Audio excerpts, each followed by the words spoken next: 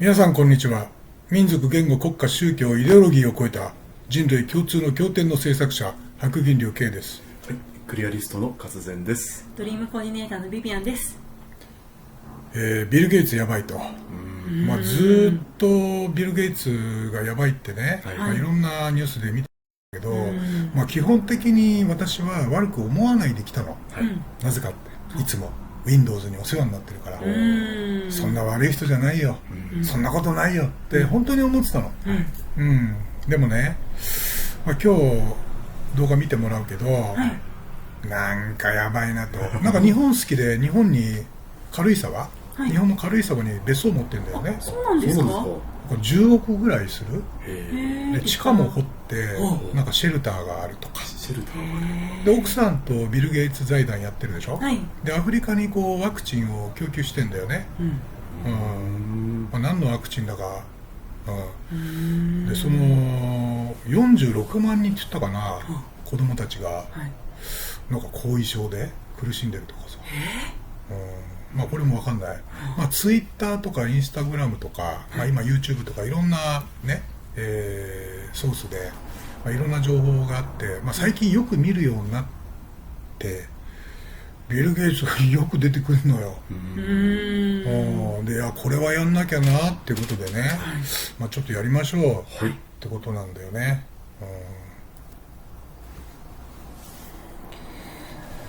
で、これがね、アメリカの、地方の、Speaking of Minnesota, a doctor and state senator from Minnesota, Scott Jensen, joined us today on the 702 communication line to talk about an interesting piece he put in the Star Tribune recently as well. So, I don't know if you like Dr. Jensen, Senator Jensen, but thank you so much for joining us tonight, sir. And let's start with this. Good soldiers and that, but I think that people are starting to say, hold it now. We need to have a deeper understanding of this, and we're not getting it.I think that, well, in Minnesota, as a physician, I received an email last week from the Department of Health coaching me on how to fill out death certificates. And I've never really received coaching from the vital statistics agency in terms of how to fill out death certificates. But basically, I felt like they were saying, you know, you don't have to have a confirmed laboratory test for COVID-19 in order to make the death certificate be COVID-19. So, wait. Sir, I don't mean to interrupt you, but that what you just said, I think is critically important. Can you repeat what you just said, please?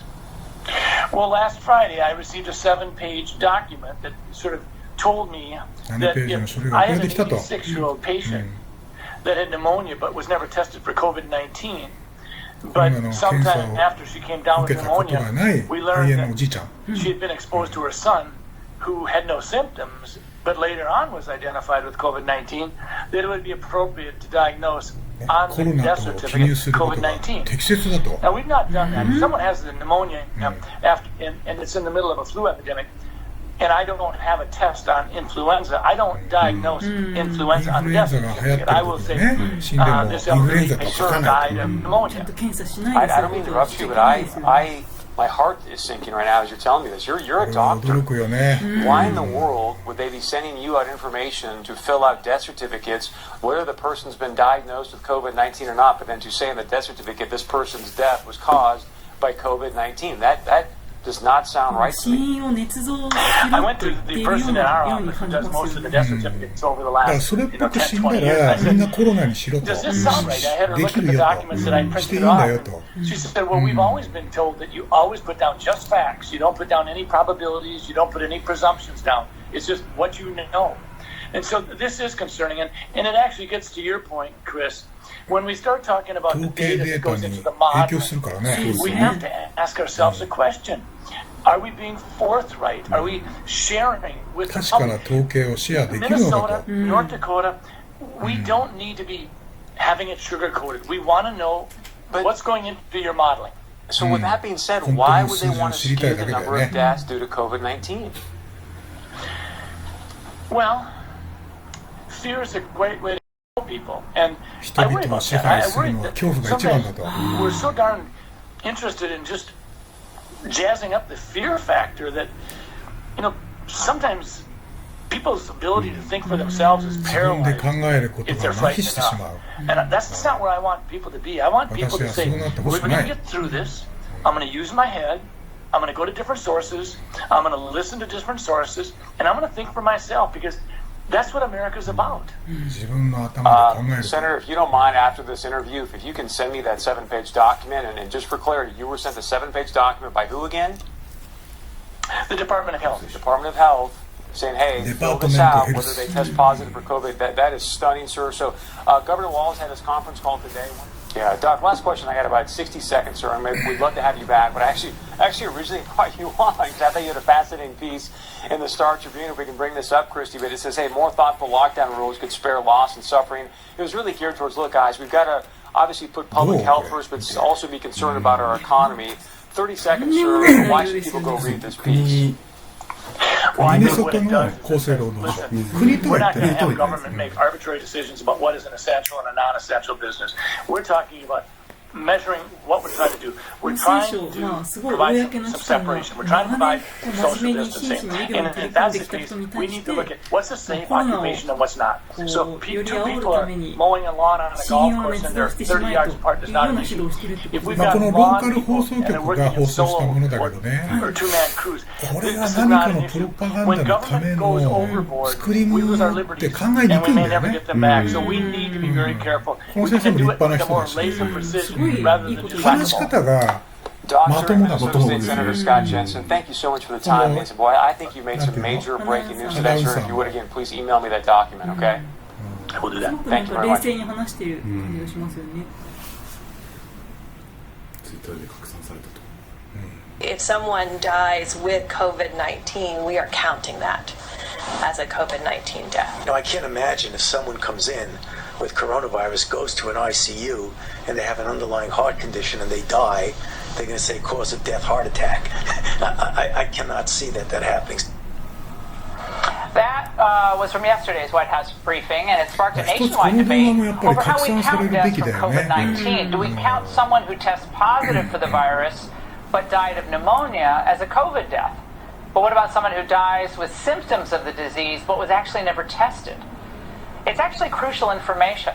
COVID death stats inform the models that guide federal and state governments' responses to the crisis. It's really important. Now, Italy, very interesting, has been grappling with this same debate for weeks. I mentioned it 2 weeks ago. I'll mention it again. Here's what the Daily Telegraph reported.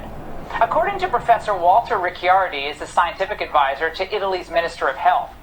This is what he said. He said, the way in which we code deaths in our country is very generous in the sense that all people who die in hospitals with the coronavirus are deemed to be dying of the coronavirus.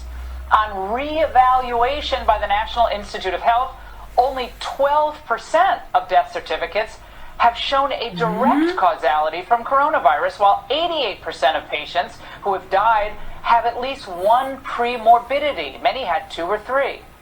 My next guest is a doctor and state senator in Minnesota who is deeply troubled by the CDC's latest guidance for counting COVID deaths. Dr. Scott Jensen joins me now. Doctor, I want to read for our viewers what the CDC says in part about how to count COVID deaths relating to that last issue we just raised. In cases where a definite diagnosis of COVID cannot be made, but is suspected or likely, like the circumstances are compelling with a reasonable degree of certainty, it is acceptable to report COVID-19 on a death certificate as probable or presumed.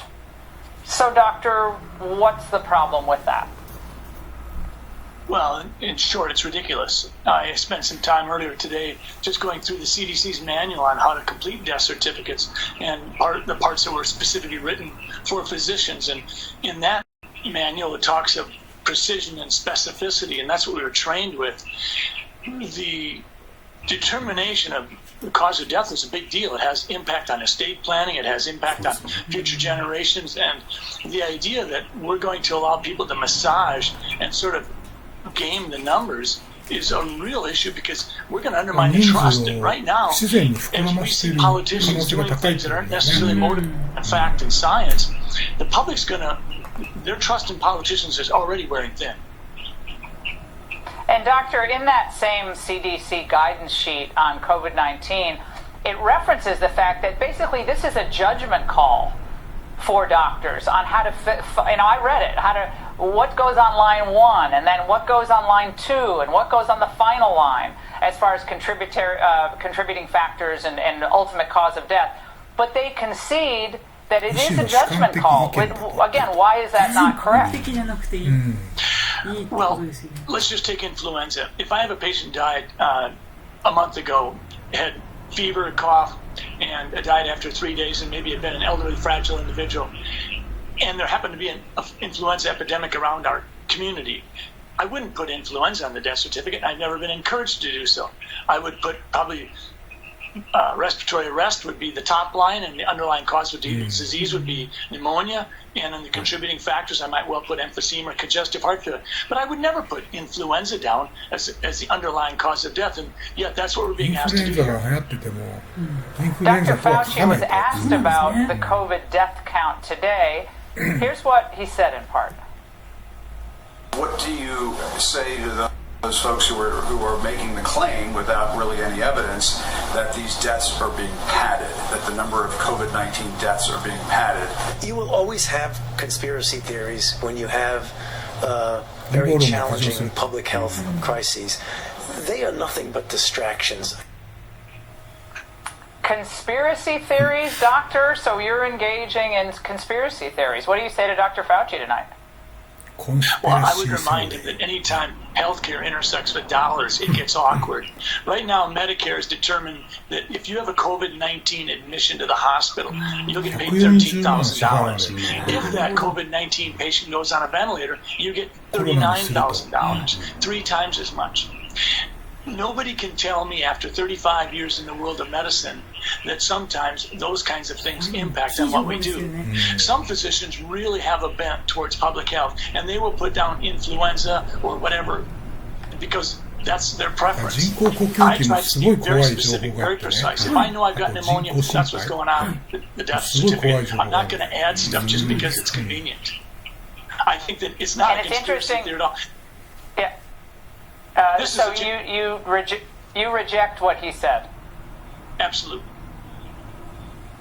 Well, it's interesting that in Italy, where it's socialized medicine, I guess they don't have an interest in the money, if that's what it is here, and they just went back and they started reclassifying deaths according to their top scientific advisor.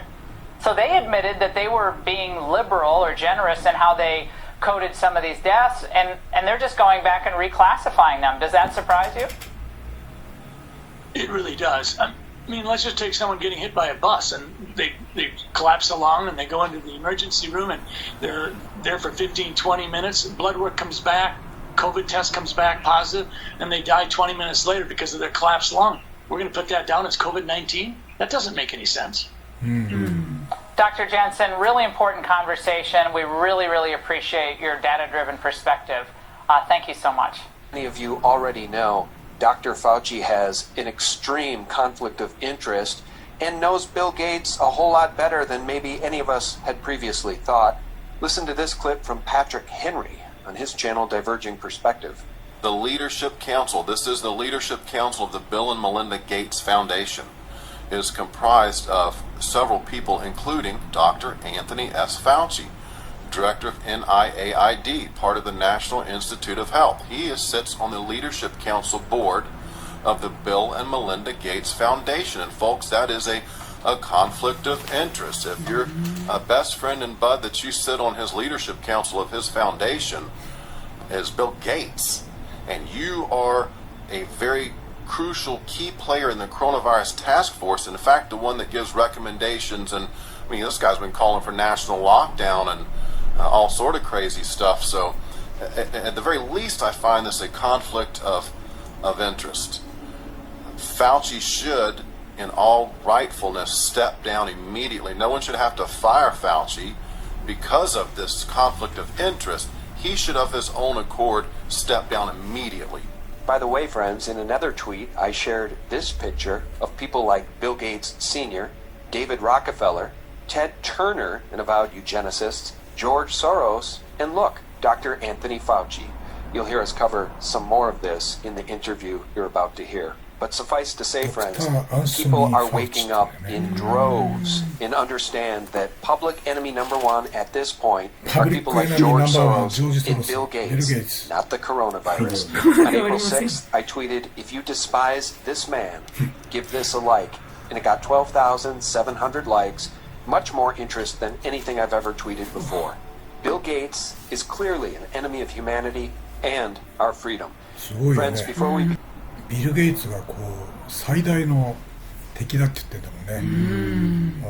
まあ経済破綻でしょ、借金、奴隷、そしてコロナウイルス、5G、奴隷、ね、そしてマイクロチップ、恐怖があってワクチンと。